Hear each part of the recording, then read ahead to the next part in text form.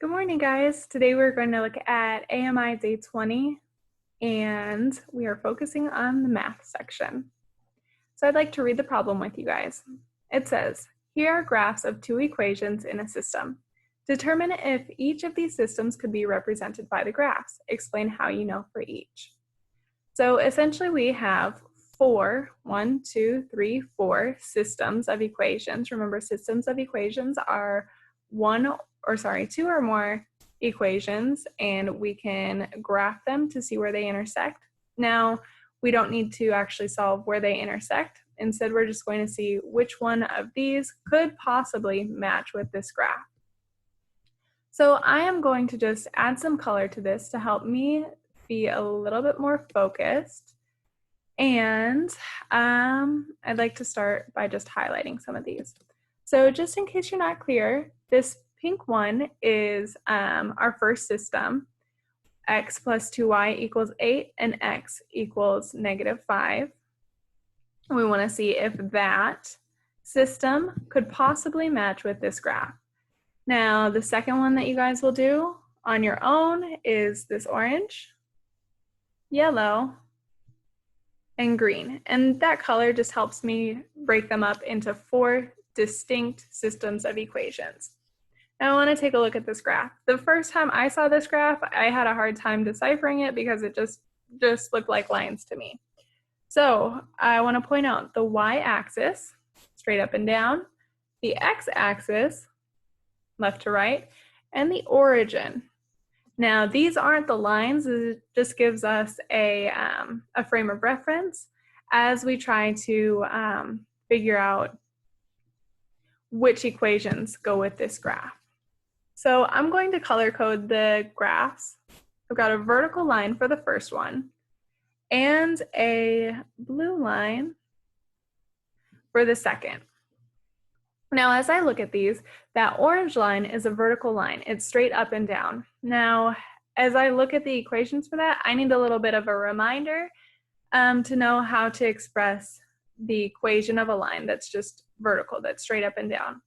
And then as I look at the second one, I notice that I have a negative slope. It's going down from left to right.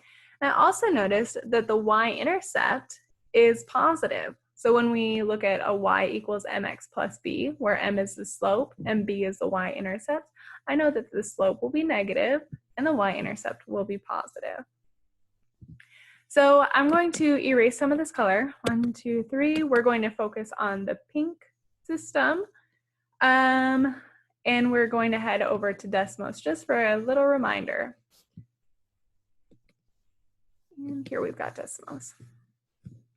I'm going to move this little reminder over here and erase this little smudge. So when I look at that orange vertical line, I want to know how to graph it. Just a reminder, anytime that I have x equals a number, I get a vertical line that goes straight up and down. Now this number, this 1, can be located right here. That's the x-intercept. If I wanted to do another one, x equals -5, you'll see that purple line is a vertical line, straight up and down, and the x-intercept is at -5. I'll do one more for good measure. X equals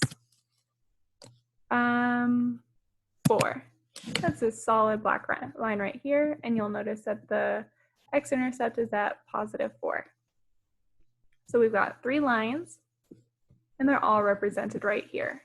So when I consider the line from the original problem, I know that it has to look like x equals a certain number. Also, it needs to be a positive number. If you'll notice, 4, x equals 4, is over on the right side of the origin, so is x equals 1, but x equals -5 is in the wrong place. And as we consider our annotation, this little drawing that I did, the orange line needs to be on the right side of the origin.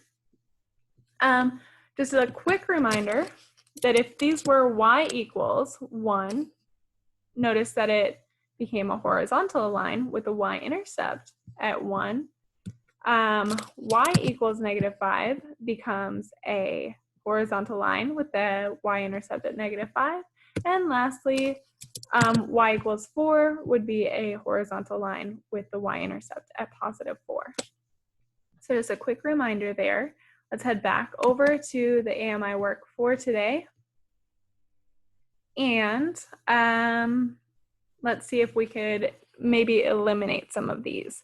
Now, I'm looking at this y equals -1. Remember that that would give us a horizontal line, and we don't have horizontal lines. We only have a vertical line and then something with a negative slope. So I'm just going to slide this right over here. And so this one looks really promising, but remember that x equals -5 would give us a line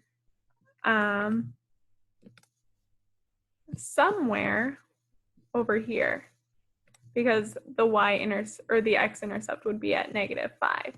So this one actually won't work simply because of that.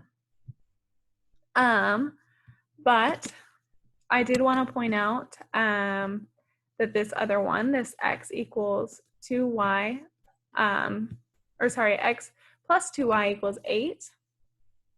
Let me get my pencil out. If we have x equals 2, I keep saying x equals x plus 2y equals 8. And if you don't have a graphing calculator and you need to get this in the form that you would be able to graph, we can start by subtracting x from each side. Because remember, we want it in the form y equals 2x, y equals mx plus b. And so we're going to get -x plus 8.